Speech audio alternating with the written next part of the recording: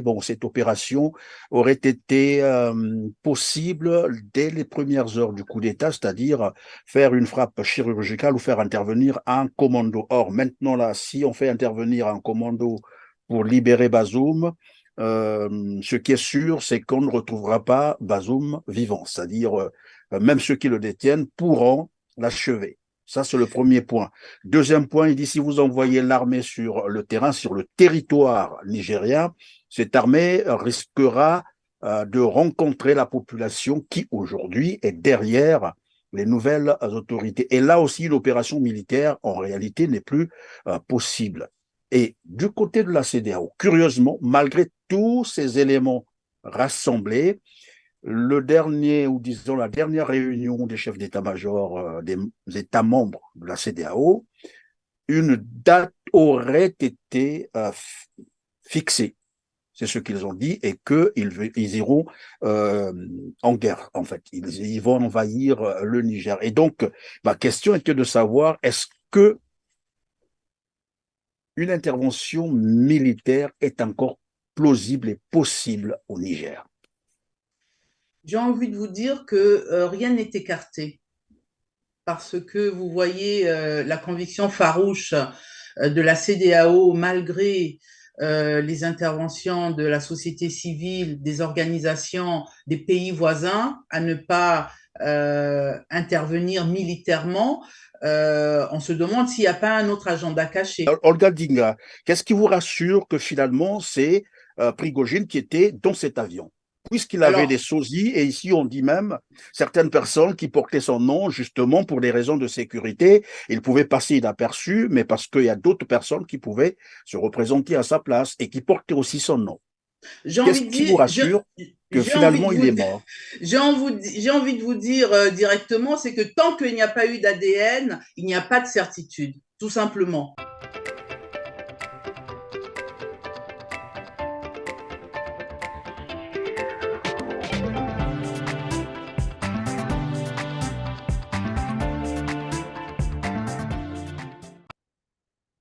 Salut, mesdames, messieurs, bienvenue dans ce tout autre numéro de Droit de savoir qui va porter sur la mort présumée d'Evgeny Prigogine, patron du groupe Wagner, dans un crash d'avion survenu le 23 août 2023.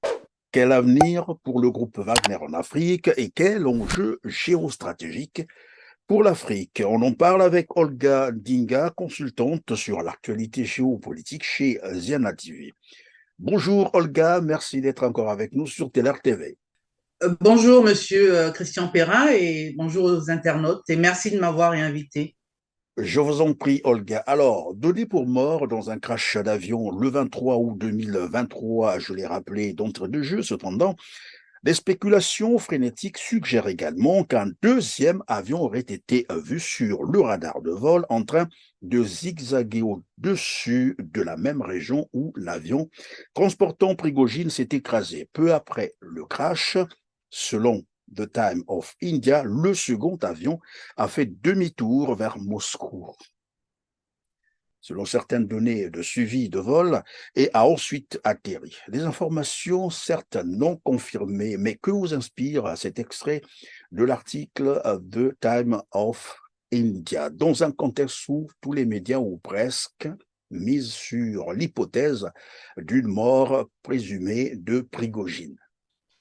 Oui, Christian, nous avons été tous surpris, mais lorsque vous parlez justement de cet avion, ces deux avions dont l'un a été explosé, on ne sait pas pourquoi. Les Américains enlèvent la thèse d'un missile, on ne sait pas s'il y a une bombe à l'intérieur, ou bien on aurait dit que ce jet privé, le pilote qui conduisait normalement ce jet privé, c'est pas lui qui conduisait, c'est un des hommes de Prigogine, mais cet homme avait eu à demander qu'il y ait réparation, révision avant le vol. Hein. Ça, c'est vraiment les informations que j'ai eues. vu des dernières minutes. Donc, effectivement, ce que vous dites, qu'il y avait un deuxième avion, on peut concevoir en gros comme un convoi, hein, c'est-à-dire lorsque un président est devant, que ça soit en voiture, il y a plusieurs éléments derrière, où il y a un élément, et là, il y avait deux avions. Pour l'instant, on n'a pas identifié quel était cet avion, pourquoi, et est-ce qu'il appartenait à Prigojine, où il y avait des éléments de Prigojine. Ce qui est certain, il y a quand même un flou, et même par rapport à cette mort qui a été validée par le Kremlin et aussi par les États-Unis, mais il reste trop d'éléments qui ne sont pas clairs encore. D'accord, Olga Ndinga reste encore un peu sur les circonstances de la mort présumée de Prigojine pour analyser ce fait rapporté par Sky News. Sky News, je rappelle que c'est un site d'information aussi fiable qui rappelle qu'en 2019, Evgeny Prigojine était également présumé mort dans le crash d'un avion militaire avec 8 personnes à bord au Congo démocratique. Il était réapparu vivant et en bonne santé 3 jours plus tard. Des images avaient été diffusées montrant Prigojine s'entretenant avec son commandant adjoint de Wagner, qui figure également parmi les victimes du dernier crash d'avion, donc celui du 23 août dernier, ok, et déclarant que la mort n'est pas la fin et que nous irons tous en enfer, mais même en enfer, nous serons les meilleurs. Un échange que je vous propose de suivre, un extrait, suivez. Циничного отношения к смерти. Все-таки циничного отношения, да? Вот вы так Да, наверное, да? Смерть это не конец, это всего лишь начало чего-то другого. Да. Мы все попадем в ад, но в аду мы будем Абсолютно.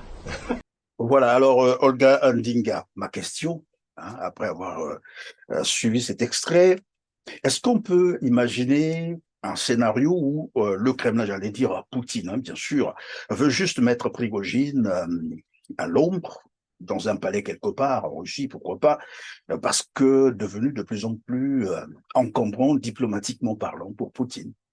Moi, j'ai envie de dire non, catégoriquement. Pourquoi, Christian? Tout simplement parce que Prigojine était vraiment médiatisé. Pour fuir, je sais qu'il avait peut-être des sosies. Est-ce qu'à la dernière minute, il a fait une dernière chirurgie, peut-être à votre effigie? Je ne sais pas. En tous les cas, on l'a vu 2 ou 3 jours avant sa mort. On l'a tous vu. Il était soi-disant dans le désert, mais avec confirmation des Américains, on a dit qu'il était en Centrafrique.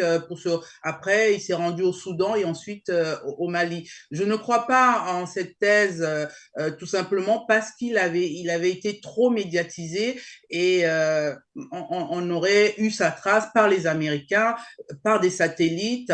Il fallait qu'il soit plutôt discret pour qu'il y ait, je vais dire, fuite ou qui puisse s'évaporer de la sorte. Je vais insister sur les circonstances, bien entendu, de la mort présumée de Prigojine. Je ne dis pas non plus hein, qu'il n'est pas mort, non, ce n'est pas cela.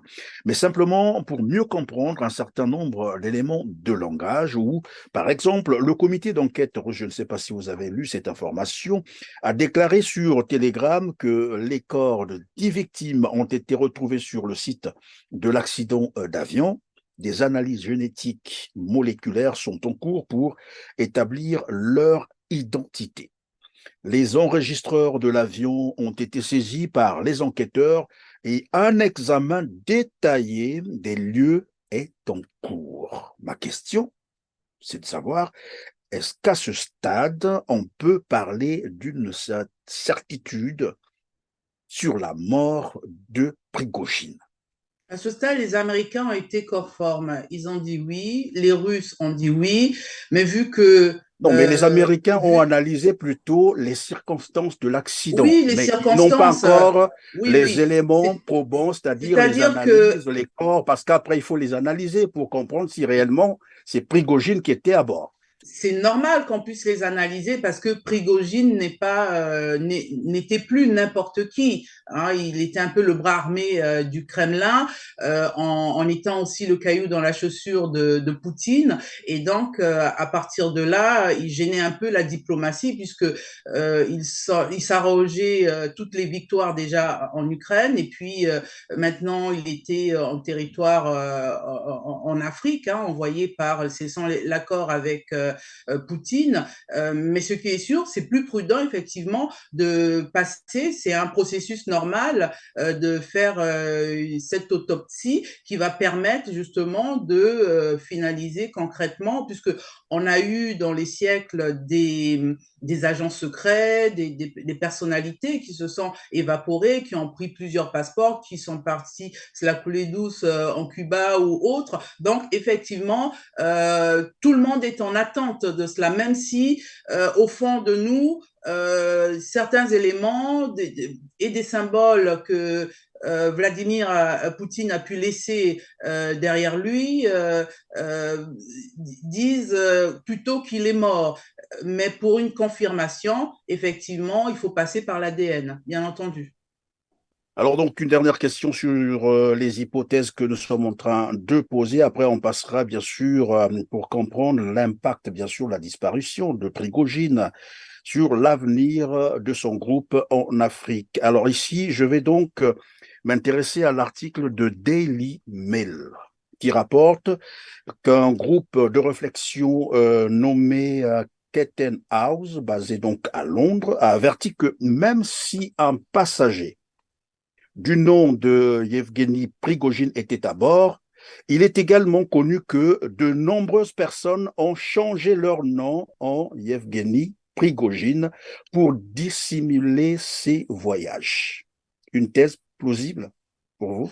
Écoutez, moi, je ne suis pas vraiment dans les complotismes. J'ai plutôt des éléments assez objectifs. Ce qui est sûr, je vous ai dit que Prigojine avait des sosies pour justement peut-être Et qui portait aussi pouvoir. son nom. Voilà, voilà pourquoi on rapporte ici. C'est Oui, des personnes qui voyageaient avec son oui. nom, bien entendu, Alors juste quand je pour dis dissimuler un peu, voilà, ses alors déplacements, quand, voilà, Christian, pour quand les je raisons de dis des sécurité. sosies, c'est-à-dire que ce sont des personnes reconnues qui vont se déplacer à la place de Prigojine. Comme on aura dit que Poutine avait un sosie, c'est pas des sosies qui se baladent sur les réseaux sociaux et qui dansent, mais Oui, mais c'est qu'est-ce qui vous véritablement. rassure aujourd'hui, Olga Dinga? Qu'est-ce qui vous rassure que finalement c'est Prigojine qui était dans cet avion?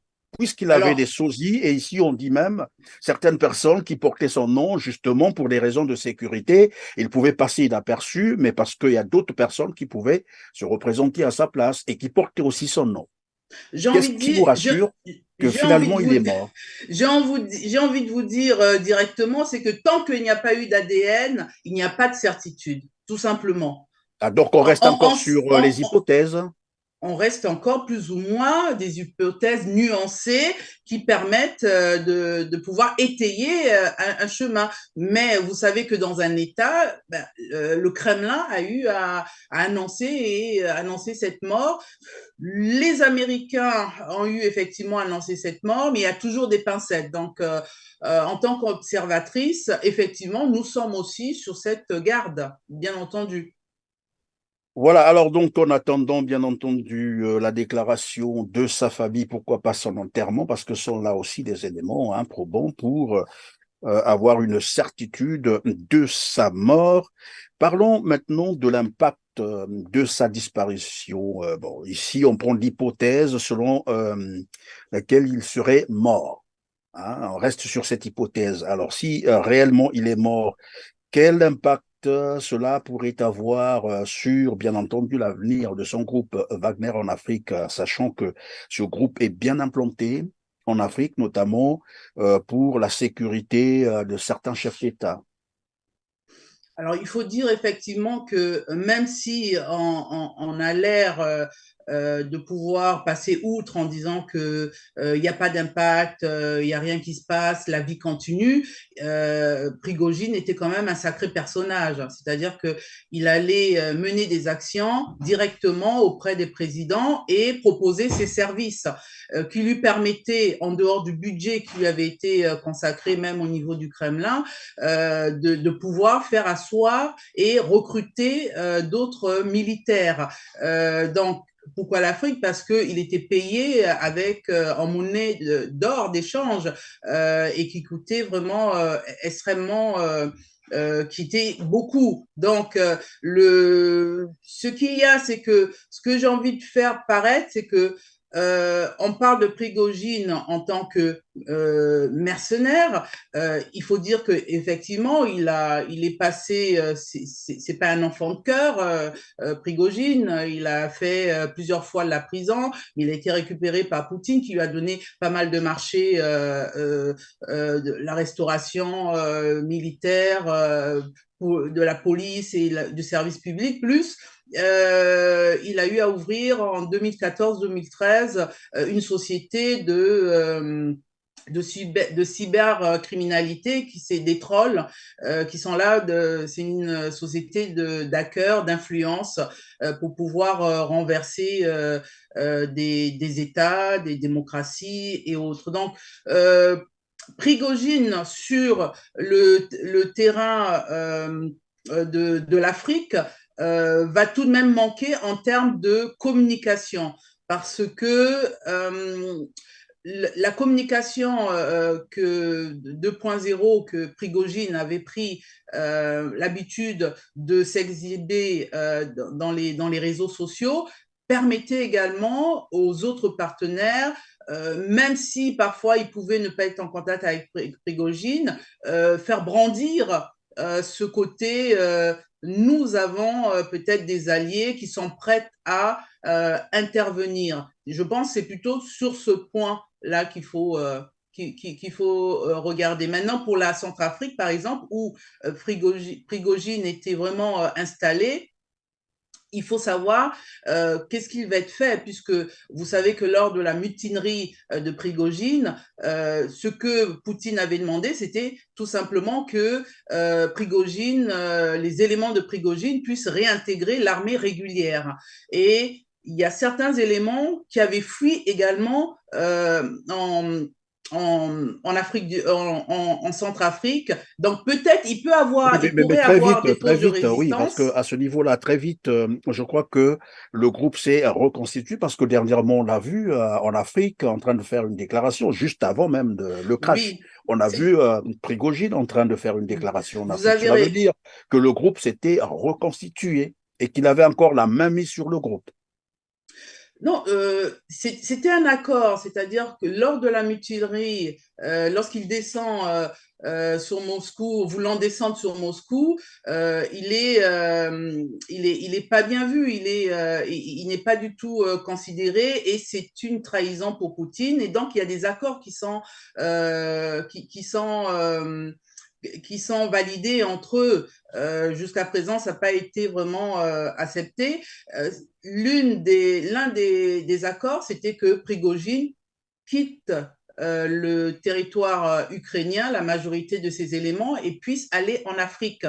Et c'est en cela que vous voyez que Prigojine, deux jours avant sa mort, il arrive, il est sur le sol africain et il brandit en disant c'est pour la grandeur de la Russie. Mais il parlait à Poutine par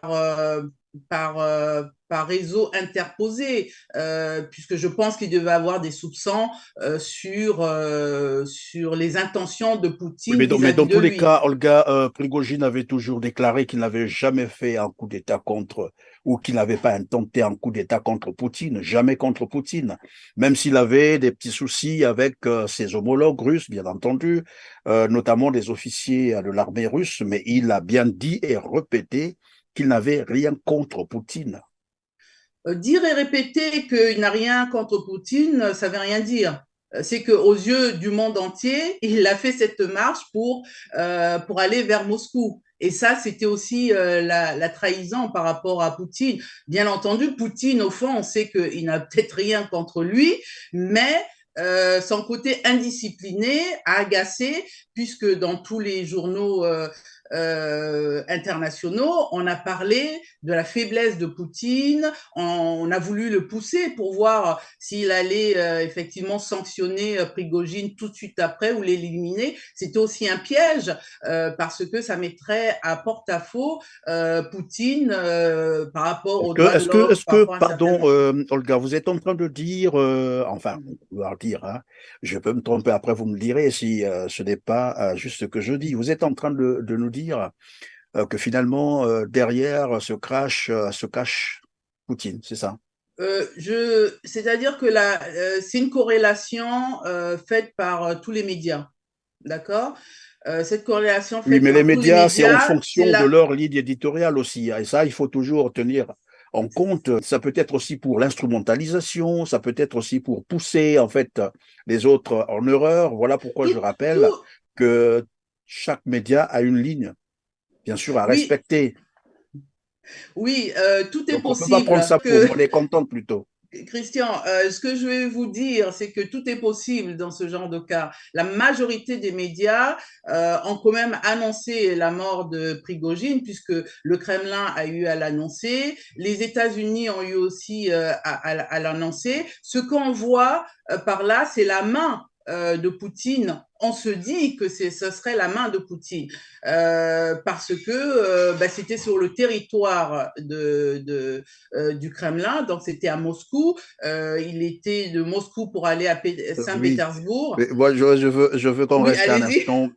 Je veux qu'on reste un instant à ce niveau-là, lorsque vous parlez de tous les médias qui disent, parce qu'il faut tenir compte aussi de la conjoncture actuelle, de la crise internationale, notamment ce qui se passe en Ukraine. Comment est-ce que le monde aujourd'hui est presque divisé? On parle donc d'un monde multipolaire. Et donc, lorsque les médias occidentaux disent que derrière c'est Poutine, on peut comprendre, c'est de bonne guerre, c'est tout normal. Ils ne peuvent pas dire le contraire. Le Kremlin a refuté cela et je pense qu'il faut qu'on soit à un moment donné aussi objectif, qu'on ne tombe pas dans le piège, comme j'ai dit tout à l'heure, des médias. Et je rappelle que chaque média a une ligne éditoriale. Et ça, c'est connu de tout le monde. Chacun dit ce qui l'arrange. Mais de manière objective, est-ce qu'on peut vraiment penser que c'est Poutine euh, qui est derrière ce crash, alors que c'est quelqu'un qui est resté aussi longtemps à ses côtés? On a suivi sa déclaration juste après le soi-disant coup d'État manqué de Prigojine contre Poutine. Il n'avait vraiment pas indexé il n'avait pas cité le nom de Prigojine, même quand il était fâché. Donc on comprend qu'il y a une relation étroite avec Prigojine et qu'il comptait aussi sur cet homme. Oui, bien entendu, qui comptait sur cet homme, c'était juste de savoir qu'est-ce qui primait pour lui. Est-ce que c'était de reprendre la main, c'est montrer son autorité, puisqu'au niveau même des différents services secrets, hein, il y avait quand même des tensions et des conflits, ou le fait qu'il ait laissé Prigojine donc aller en Afrique, ça lui permettait également d'étendre cette expansion-là avec ce que vous dites est juste, c'est-à-dire la géostratégie qui se passe actuellement au niveau du Sahel et puis des autres sous-régions. Ce que je veux dire, c'est que devant le monde entier, c'est que on a validé qu'il était, il y avait eu un crash, dans le sens où ce crash-là, cet avion, il y avait une liste et sur cette liste, il y avait le nom de Prigojine. C'est que sur ces éléments que tous les journalistes, que ce soit les occidentaux et les autres,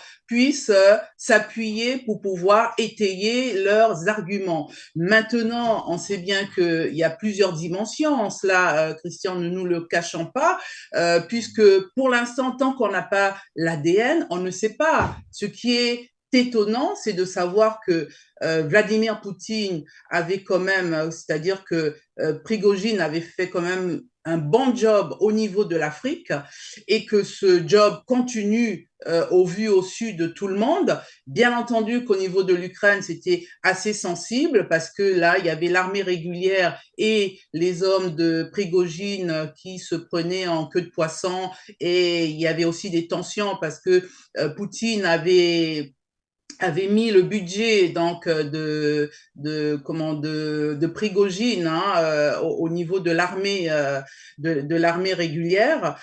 Donc il y avait ces tensions là et il fallait que Poutine fasse preuve d'autorité. Est-ce qu'il a dû attendre 2 mois pour faire cette preuve d'autorité alors qu'il aurait pu le faire en 1 semaine, 2 semaines? Et puis, comme on dit, son empreinte, c'est plutôt par le poison. Est-ce qu'il aurait, ça serait pas plus facile pour lui? Il a quand même pris, c'était 22 ans d'amitié, il a quand même donné l'accès à plusieurs activités. Il n'a pas, lorsqu'il a fait sa montée à Moscou, il lui a enlevé ses activités. Dans les accords, c'était qu'il puisse récupérer ses activités. On lui avait enlevé aussi ses activités de la société Trolls, le contrôle des cyberwebs en déstabilisation des différentes démocraties vers le mois de mai, lorsqu'il a fait sa déclaration de venir sur Moscou. Ce que vous dites, vous savez, moi je suis sur votre média, vous avez aussi une ligne éditoriale qui vous incombe, je l'entends très bien. Effectivement, si vous ne me le faites pas part, effectivement, cette nuance que vous êtes en train d'essayer de m'interpréter, je le valide tout à fait. Alors, on va rester donc sur l'impact que la mort de Prigojine peut avoir, notamment au niveau de l'Afrique. Pour Alexandre Loukachenko, le noyau dur de Wagner allait rester basé au Bélarussie selon un schéma qu'il dit avoir bâti. D'accord? Avec Prigojine avant le crash. Le système a été construit, renchérit-il, de telle manière que tout était réglé avant sa mort. C'est pour dire que finalement, tout était déjà préparé et que le système était bâti tel que, même si Prigojine n'était plus, le système pouvait continuer à fonctionner. Voilà pourquoi je vous posais la question de savoir quel impact sur l'Afrique. Et on va donc revenir parce que il y a une emprise tout de même de Wagner en Afrique. Est-ce que cela pourrait avoir un impact notamment dans, j'allais dire, les nouveaux enjeux géopolitiques ou géostratégiques en Afrique?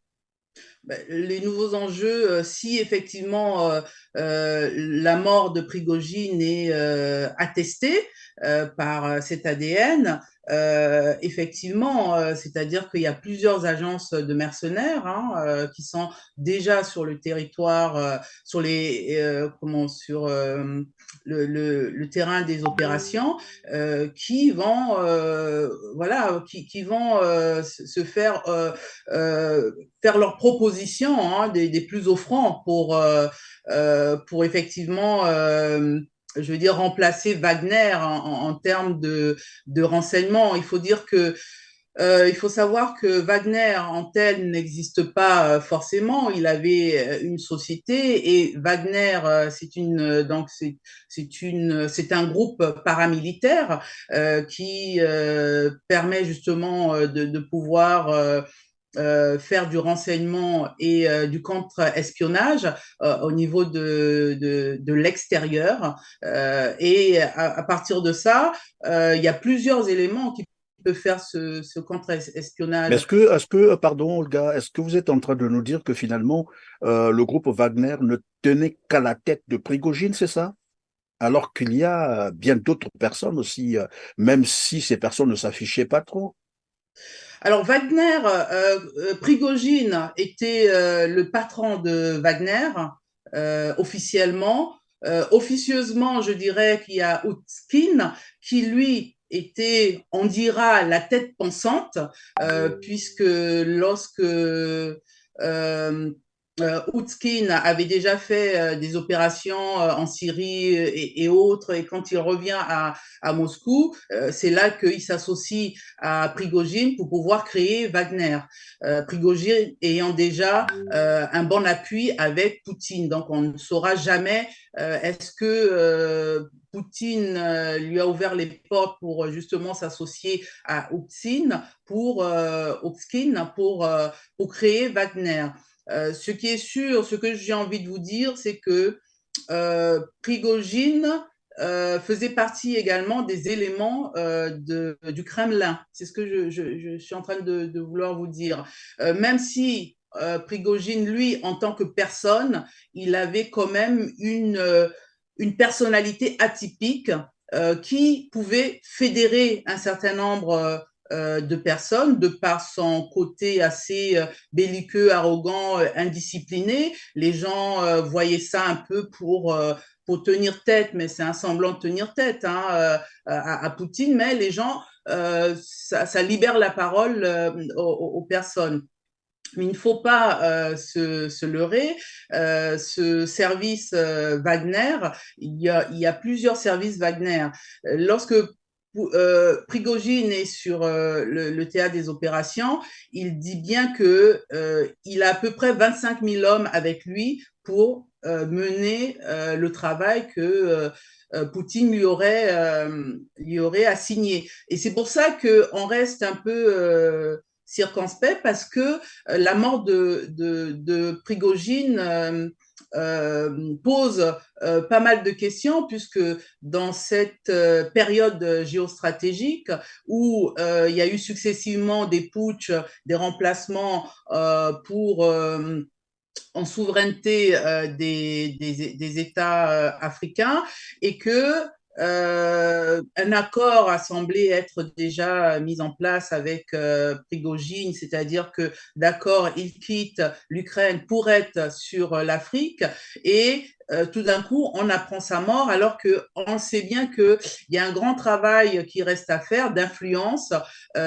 sur le territoire. Même si on peut penser que ce travail d'influence, Prigojine a eu à le faire parce que c'est un mercenaire, je vous disais, assez atypique. Il s'est saisi des réseaux sociaux pour s'exprimer. Et donc, même si on dira que Poutine, on parle toujours au conditionnel, que Poutine aurait exécuté, aurait commandité les ordres, commandité l'exécution, mais on se pose encore, il y a encore des zones d'ombre où on se pose la question de savoir pourquoi Poutine aurait on le dit clairement, si on peut le dire clairement, aurait éliminé Prigojine, sachant que Prigojine, sur le théâtre des opérations en Afrique, il s'est montré assez efficace depuis des années, ce qui a permis à la Russie de se dévoiler et de dire effectivement qu'ils sont avec les Wagner. Et donc, ce sont ces petits éléments qui sont dérangeants, et c'est pour ça également, je pense que les Américains attendent cet ADN également, parce que le simple fait de dire qu'il est mort ne suffit pas, parce que il y a quand même des grands enjeux où il semblerait que l'armée régulière ait pris sa place, puisque il contestait un peu Prigojine. Prigojine a eu assez de morts et il y a eu quand même des conflits. Et puis donc la part du gâteau, c'était plutôt Prigojine en Afrique. Même si au sommet de la Russie Afrique, on a eu à présenter le patron de la direction du service des renseignements militaires, la GRU, devant tous les présidents africains. Pour faire savoir que c'est avec ce monsieur qu'il faut négocier maintenant. Alors, est-ce qu'il n'y a pas eu un peu un conflit d'intérêts entre les différentes milices ou mercenaires, ou encore agents de renseignement qui se tiraient un peu entre eux pour avoir la faveur du Kremlin, de Poutine. Et donc là, c'est quand même. Et puis, Christian, il faut le dire que Poutine a eu à faire quand même des commentaires élogieux à Prigojine, même s'il a dit qu'il a fait des graves erreurs. Mais ce qu'il a dit, c'était sans fioriture. On a quand même constaté que c'était quand même ça, c'est la vérité. C'est un homme, bien entendu, qui sort quand même de loin. Il a fait du banditisme dans sa vie, et puis après, il s'est mis en costard d'entrepreneur, et pour gravir différents échelons qui lui ont été favorisés par Poutine, comme il a eu affaire aux autres oligarques, puisque Prigojine était également cet oligarque le temps passant. Bien naturellement, qui s'assemble se ressemble, parce qu'il faut rappeler aussi que Poutine lui-même aussi est un enfant de rue, hein. Donc il a connu ce milieu, et c'est normal qu'il se comprenne très bien avec Prigojine. Mais pourtant, pour autant, c'est-à-dire sa mort, va aussi affaiblir l'action russe au niveau de l'Afrique, parce que il faut rappeler que le ministre russe des Affaires étrangères, Lavrov, disait ben voilà, la Russie va se mettre aux côtés des Africains pour la libération et la souveraineté de l'Afrique. Est-ce qu'on peut penser que la mort de Prigojine, si tel est le cas, bien entendu, va affaiblir ou va entamer cette action russe au niveau de l'Afrique? Si effectivement la mort de Prigojine est confirmée par l'ADN, je dirais qu'il y a toute une réorganisation à mettre en place, sachant que, comme je vous ai dit, le patron de la GRU, le service secret militaire, des services des renseignements militaires, qui était déjà sur les lieux bien avant, donc vous voyez qu'il y a une préparation. Donc il faut lire. Est-ce que cette préparation, c'était justement pour soutenir Wagner, ou cette préparation, c'était pour évincer Wagner, Prigojine déjà. Donc, ça, il faudrait voir. Mais je Mais veux est-ce dire que vous que ne voyez pas un schéma où finalement le précurseur a été Wagner, qu'on a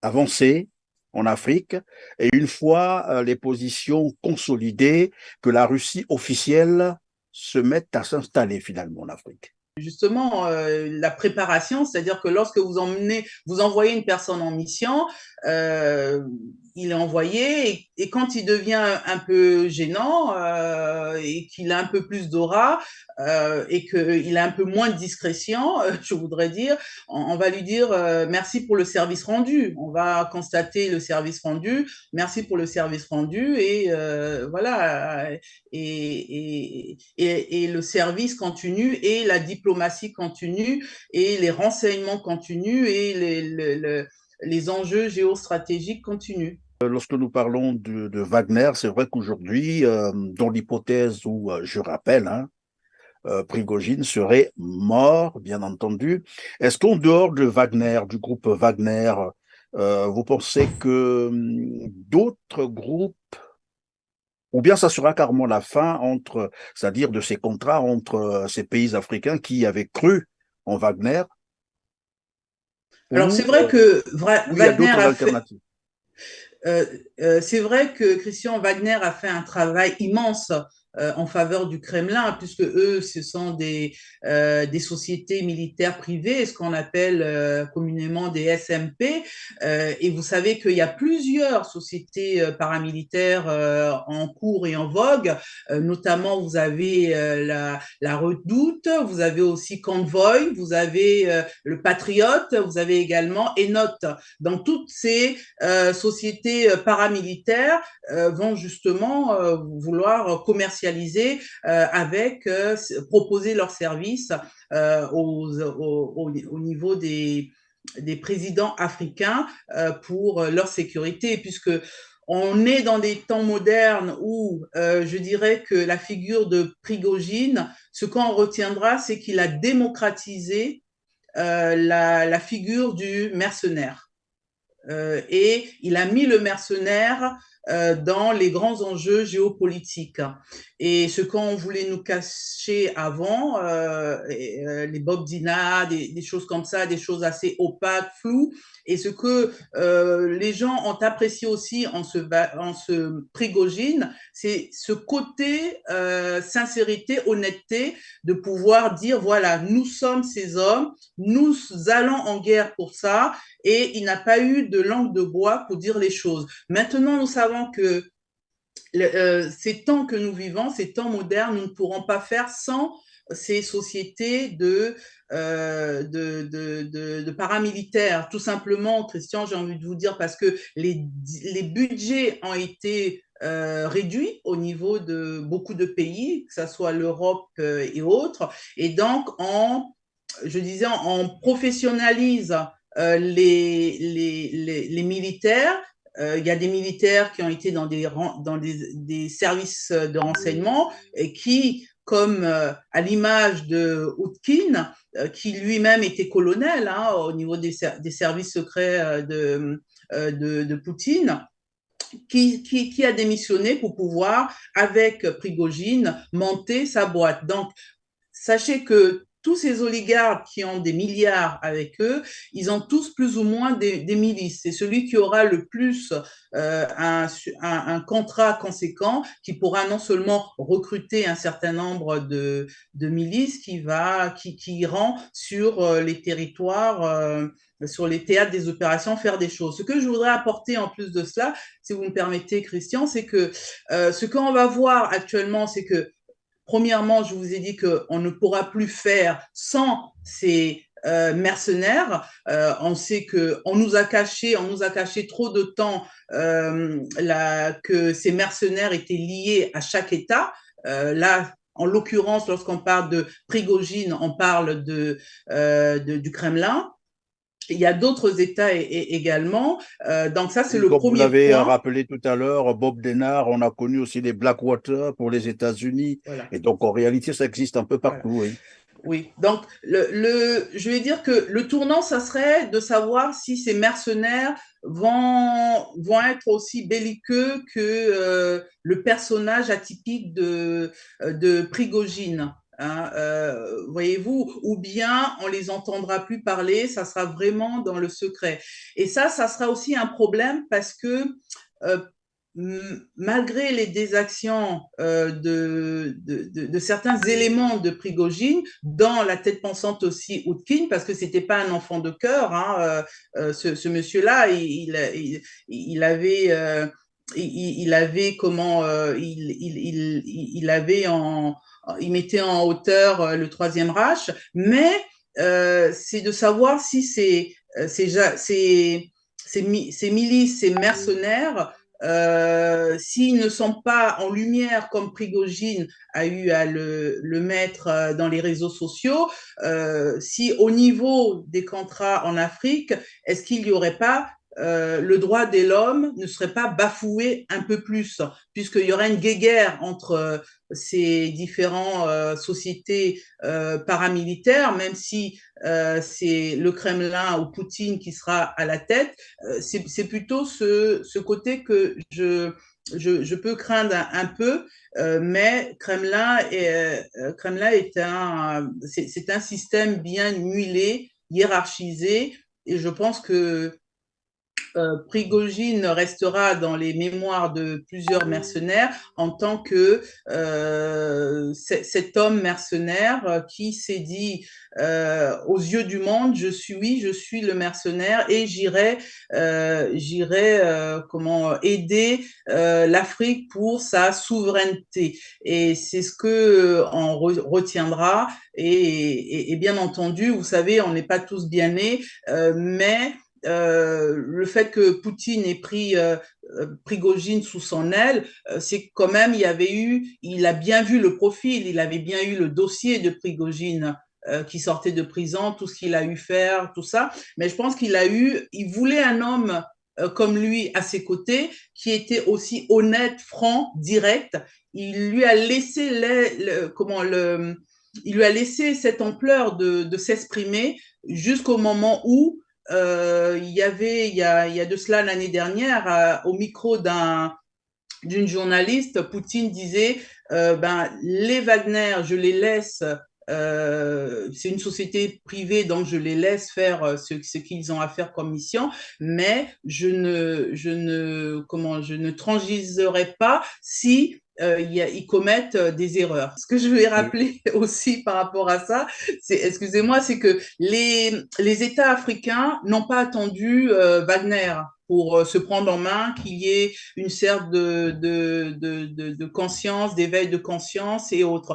Ils avaient besoin tout simplement des alliés aussi arrogants que leurs partenaires pour tisser leur chemin également. Vous voyez, donc c'est de bonne guerre.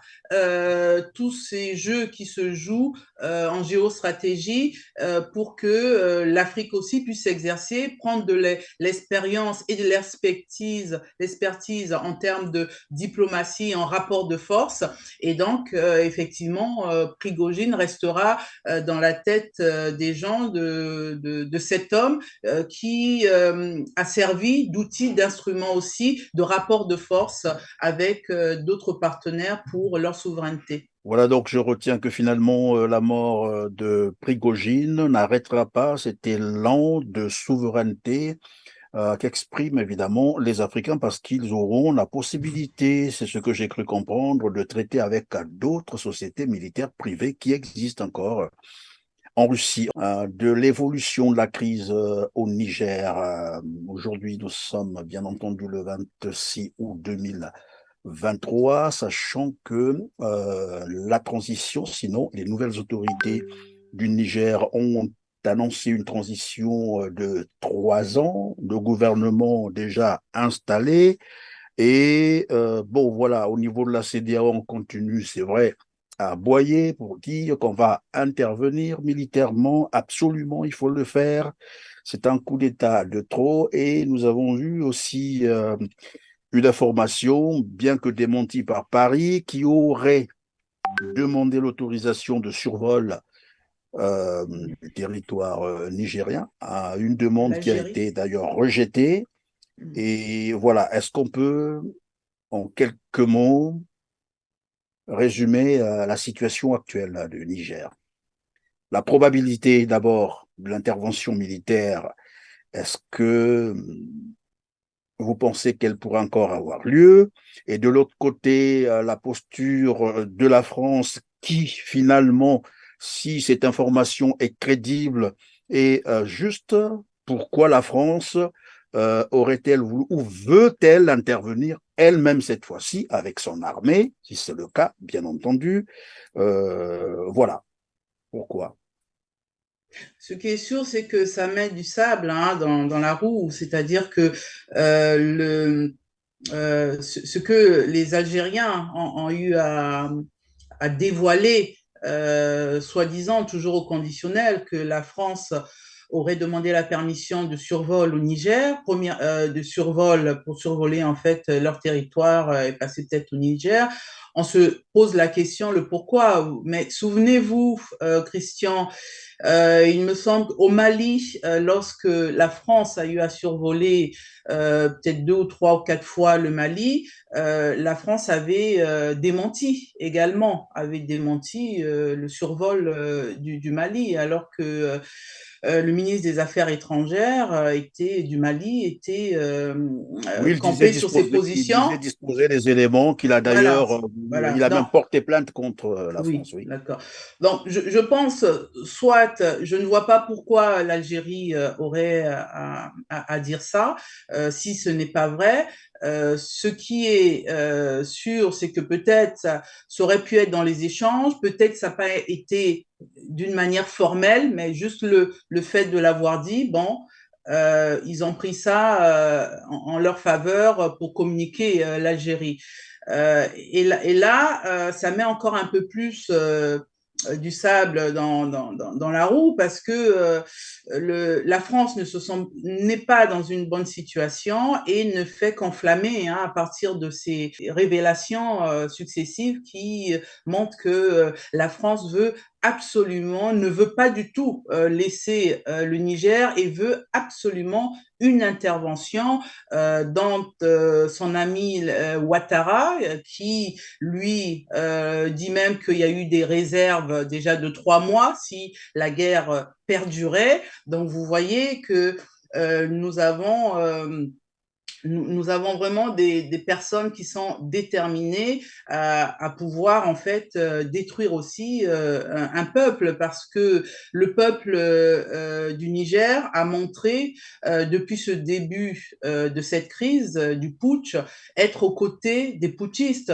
Même si j'ai envie de vous dire, Christian, c'est que ce putsch qui est intervenu, que le général Tiani, il était du système. On peut se demander aussi, comme on a pu faire l'analyse avec Prigogine, on peut se demander aussi pourquoi il a attendu autant de temps, ou effectivement il sentait qu'il était sur une chaise éjectable pour pouvoir sentir une vent de révolution et de s'en accaparer.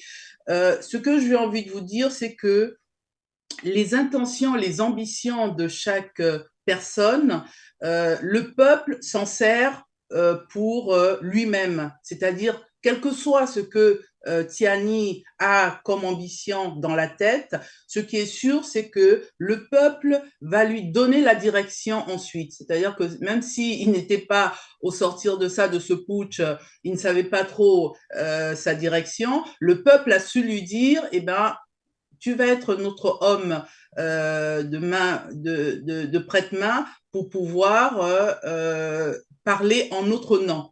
Voilà. Donc, les différentes luttes se convergent pour s'exprimer, même si les intérêts et les ambitions ne sont pas les mêmes. Pour l'instant, alors concernant la CEDEAO, pour vite écourter, concernant la CEDEAO, on a bien vu que le président de la CEDEAO, bien entendu, il a eu à dire au début, on a vu le zèle qu'il avait, et c'est étonnant ce zèle venant déjà d'un Africain, je pense qu'il doit avoir 74 ans, de méconnaître la géopolitique, la géostratégie du territoire et de pouvoir faire des annonces qui n'ont ni tête ni queue. Tout simplement sous le prétexte qu'il y aura un coup d'État de plus, sans penser à la population, sans penser au contexte culturel, philosophique de cette zone, et puis des peuples qui sont réunis, puisque vous savez qu'il y a des ethnies qui sont au Niger, ils se retrouvent aussi au Nigeria, dans plusieurs pays. Donc, c'est assez effroyable de constater la méconnaissance de ce président de la CEDEAO. Et aujourd'hui, le Niger semble aller vers cette transition. Oui, Alors, mais malheureusement, une transition que rejette d'ailleurs la CEDEAO, et c'est ce qu'on ne comprend pas. Qu'est-ce que cela peut vous inspirer? Parce que là, on voulait bien qu'il y ait des négociations, et c'est la question que je posais à un de nos invités ici. Qu'est-ce que la CEDEAO entendait par négociation concrètement, du moment où le général Tiani s'est ouvert, il a même reçu les délégations de la CEDEAO et a annoncé, comme je l'ai dit tout à l'heure, une transition de 3 ans avec toutes les mesures qui ont été prises. Et là, la CEDEAO dit, niet, on rejette tout, vous devrez partir et rendre le pouvoir à Bazoum. Qu'est-ce qui peut expliquer tout ça? ben, tout simplement parce que ils se sont investis et ils ont donné leur engagement de pouvoir, avec leurs alliés, de pouvoir sortir Bazoum de là et de restituer Bazoum, ce que on a du mal à voir déjà comment ça pourra se remettre en place, comment ça va se faire sans pour autant que les peuples puissent revendiquer leur contestation. Et puis, c'est vrai que, bon, ils n'auront pas accepté d'un coup, comme ça, qu'on présente les 3 ans, puisque dans les textes de la CEDEAO, il y a une fourchette au niveau de la réinstallation d'un pouvoir ou voilà, des élections. Et c'est vrai que le Niger est assez abîmé et que 3 ans, au vu déjà de l'expérience des autres putsch qu'il y a eu, qui sont dans les 1 an et demi, 2 ans, on comprend bien que le général Tiani a eu à prendre avec, d'une manière raisonnable, une sorte de moyenne pour faire asseoir cette transition. Et bien entendu, ça ne va pas être accepté par la CEDEAO. Mais il y a quelque chose qui me reste toujours en tête, Christian, c'est que lorsque la CEDEAO a parlé la première fois, ce qui me reste toujours, parce que ça me fait rappeler aussi un peu Poutine, lorsqu'il a parlé pour la première fois, il a dit en disant qu'il allait attaquer, la CEDEAO a fait appel en disant de toute façon, nous allons intervenir sans mentionner forcément à quel moment ou autre. Voilà.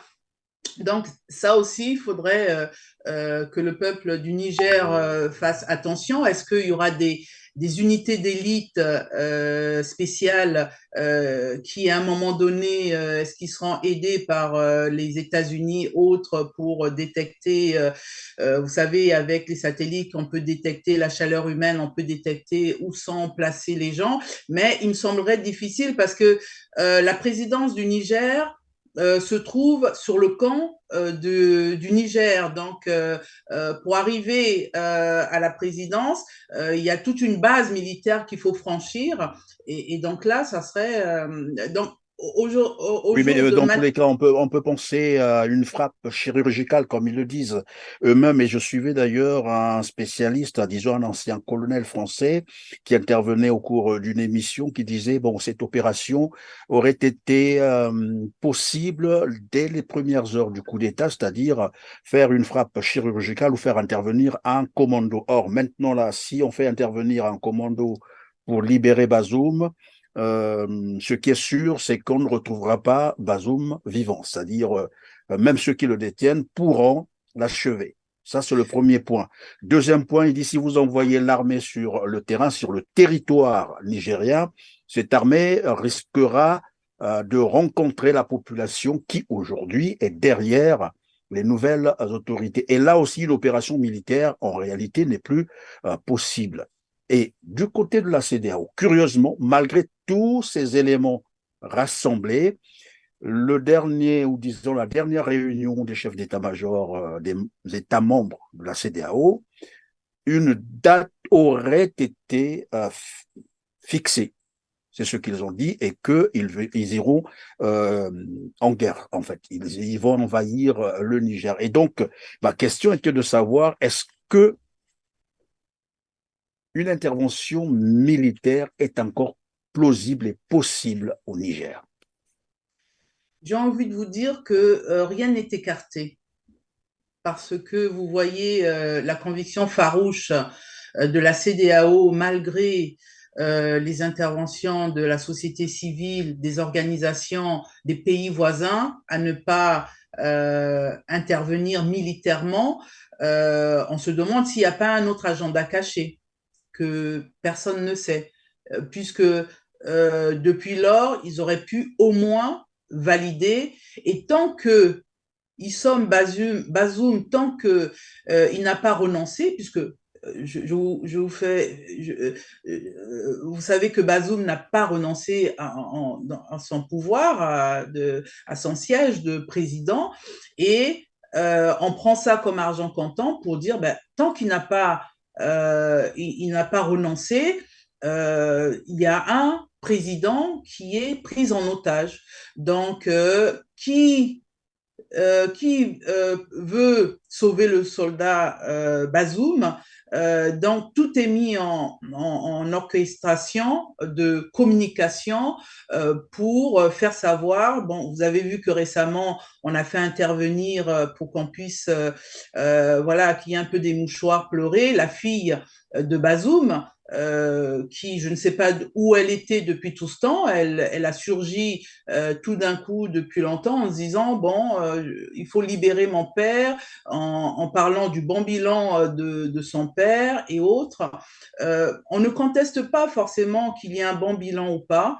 Vous savez, dans des journaux de gauche en France, on parle aussi que Bazoum faisait taire certaines contestations, mettait des gens en prison et donc cette démocratie n'était pas vraiment, et on le ressentait de cette terreur, et c'est pour ça que les gens étaient un peu disciplinés pour laisser place à Bazoum, qui, on sait bien qu'il y avait des super alliés pour intervenir si quelqu'un se manifestait. Donc, il muselait un peu tout le monde et à partir de là, il y a eu des fausses informations comme quoi c'était vraiment la démocratie. Donc, ce qu'on perçoit par là, au niveau du Niger, c'est que les États-Unis ont quand même parlé en disant qu'ils ne souhaitaient pas une intervention militaire. Et maintenant, c'est de savoir pourquoi, ce qui intrigue, c'est de savoir pourquoi les va-t-en-guerre veulent absolument quand même tenir leur parole et ne pas reconsidérer la reconfiguration, puisque Tiani a bien joué, puisque en perdant un peu le temps était en sa faveur, puisqu'au fur et à mesure, vous avez vu la montée en puissance de la société civile, des différentes organisations, même des expatriés qui sont là-bas, des Sénégalais qui parlaient, voilà, qu'on est bien reçus en Niger, et le monde entier, que ce soit aux États-Unis, ils ont bien vu qu'il y avait un problème plus profond que le problème de Bazoum, et que les peuples s'étaient réveillés, les peuples avaient estimé qu'ils souhaitaient pour l'instant prendre leur avenir en main, leur dignité en main, et ça passerait pour la grande majorité par ce nouveau gouvernement, entre guillemets, de transition. Qui est Tiani. Maintenant, la CEDEAO, je pense qu'ils ont toujours un agenda caché et ils attendent peut-être de faire, on dira, de faire un attentat, un coup d'État dans un coup d'État. Est-ce Oui, que mais là va se poser donc la question de la légitimité de leur coup de force, parce que là aussi, le monde est en train de les regarder. Comment justifier désormais cette intervention militaire? Par quelle légitimité? Pour quelles raisons? Il faudrait que la CEDEAO réponde désormais à cette question avant d'aller.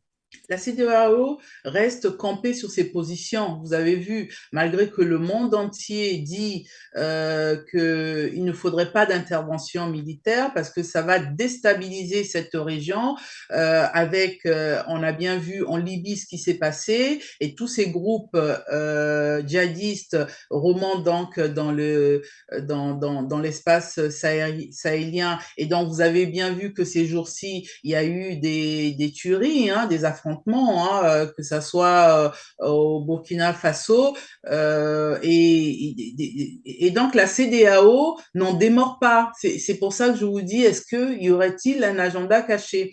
Maintenant, ils seront bien obligés, parce que, comme vous dites, comment justifier leur Oui, intervention il faut quand même que, un fondement juridique, non? Pour que ce genre d'intervention, il faut un fondement juridique. Or là, ça n'existe plus. Alors, le fondement juridique, il faut le savoir si c'est dans les thèses du CEDEAO, puisque vous savez que la CEDEAO a déjà intervenu, hein, dans 2 ou 3 Oui, pays mais ce comme n'est la pas dans Sierra les mêmes Leone. cas. Les cas sont bien différents. Ici, on est Les dans cas un sont cas bien où c'est une différents. affaire interne aux Oui, Nigériens. oui, oui. Alors, que ça soit interne, la CEDEAO est un ensemble de pays.